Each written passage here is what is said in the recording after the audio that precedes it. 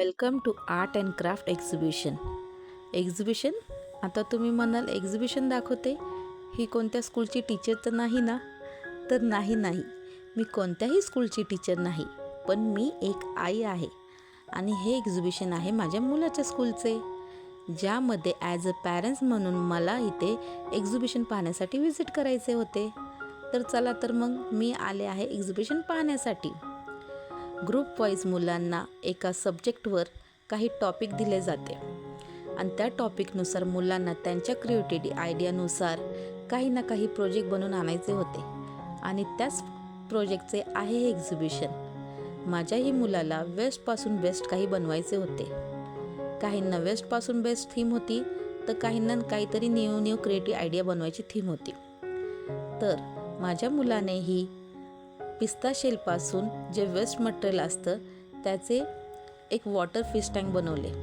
त्यामध्ये त्याला मासे, झाडं, पानं, दगडं हे सगळे मेन्शन करायचे होते. हे पहा, हे आहे माझ्या मुलाचे प्रोजेक्ट. हे जो उभा आहे ना, हां तोच.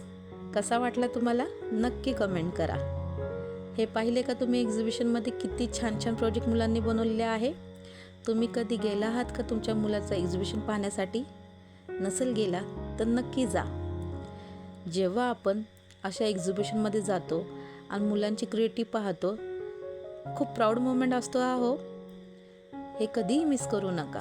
मी खूप असे एक्झिबिशन अटेंड केले आहे आणि हा एक्झिबिशन तर स्पेशल होता, कारण की हा फक्त फर्स्ट अँड सेकंड थर्डच्या मुलांनी बनवलेला होता. जेव्हा छोट्या छोट्या हाताने काहीतरी मोठं घडवले, हे पाहताना डोळे अगदी माझे पाणावले. हे पाहिलं का तुम्ही? ते आईस्क्रीमच्या काडीपासून बनवलेली बोट आणि माचीच्या काडीपासून बनवलेले झोके, अगदी लहानपणीची आठवण झाली. ती फुलं, तो पॉट, ते लॅपटॉप आणि हे पहा लाइटिंगवाले नेस्ट. मी तरी पहिल्यांदा पाहिले. किती छान आहे ना? मस्तच. आणि हे पाहिले का तुम्ही? ते बर्ड, ते नेस्ट किती गोड आहे ना सगळं.